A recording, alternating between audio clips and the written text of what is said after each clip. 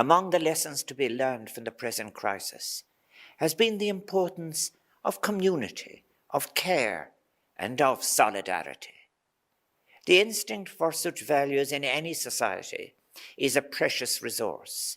It is an instinct that has survived in so many places in the world, even when challenged by the most aggressive suggestions of extreme individualism and the insatiable colonisation of market forces that seek to control so much of life. To find the airwaves and to find the columns in the papers filled with talk of war again and the resolution of difference through ever heavier expenditure on military equipment is quite shocking.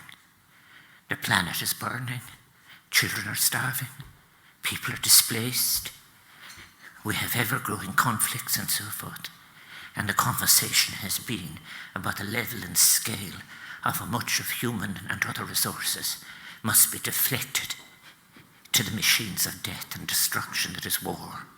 There's only one winner in the last several weeks: the armaments industry.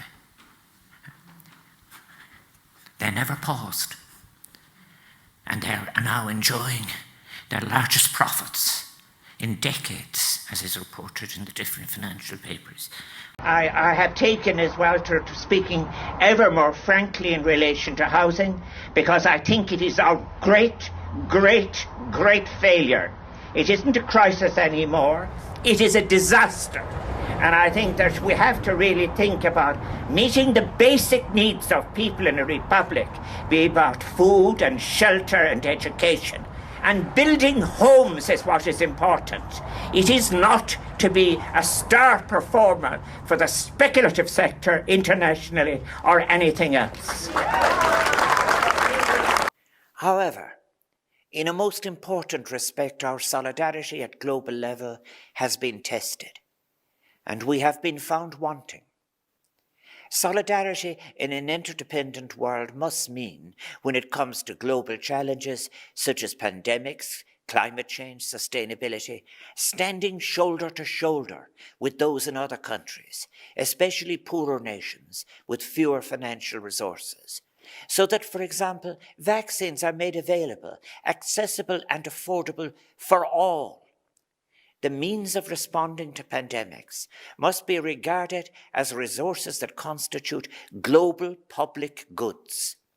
Not to do so is surely to bring into question what we mean or intend when we speak of a global pandemic needing a global response. Our actions must match our words, or we lose credibility. But you know, while that image of what is happening in Ukraine was on our television screens now and so forth, occasionally other images would come of people dragging their dead animals, the goats without a pick on them, across the burned earth. And we can't afford, even though we have to deal with what is before us now in Europe, we can't afford to deflect our gaze from a planet that is burning and with the consequences of climate change are destroying life and destroying possibilities for the future. We listen to the stories of those who speak, and it is reported in different forms of the media. We're described as regularly, we're shocked, we're appalled, we're angered. And then the next thing we're asked is that we must listen to this. We've been listening a long time. Listening is not enough. We need to talk and we need to act. For God's sake, after what I have been describing, somebody's saying is, we need a national conversation. Are we dumb or something like that? The facts have been staring us in the face and have been suffering on how we as a society might create a fairer and safer environment for our female citizens. Easy stuff, all this national conversation stuff. I think, frankly, maybe it's age again. I just find it a tad repetitive. The pandemic is a crisis that has tested our authenticity when we speak of mutual solidarity. It has laid bare many of the dire consequences of both existing economic inequalities and widespread inadequacies in social protection that are a great scar on our humanity. For example, as we speak, the threat of famine affects 34 million of our fellow global citizens. And poverty at a global level is increasing in even the most developed societies. We have had global crises before and come through. We must not sacrifice hope or commitment in our efforts to emerging from COVID-19.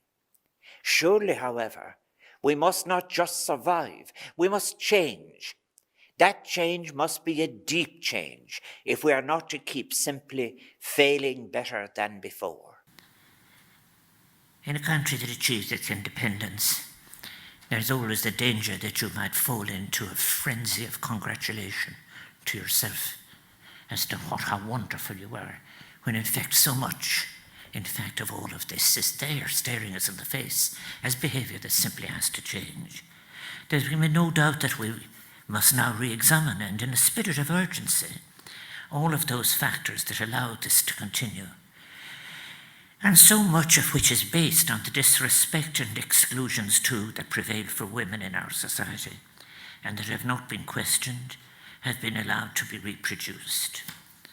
Indeed, it is one of the great flaws of our nationalisms, which delivered our independence, that it has never been adequately able to deal adequately with issues of either social class discrimination or issues indeed of violence against women. Let us, across all our borders, commit to building a post-pandemic society based on solidarity, care, compassion, kindness, and above all, equality.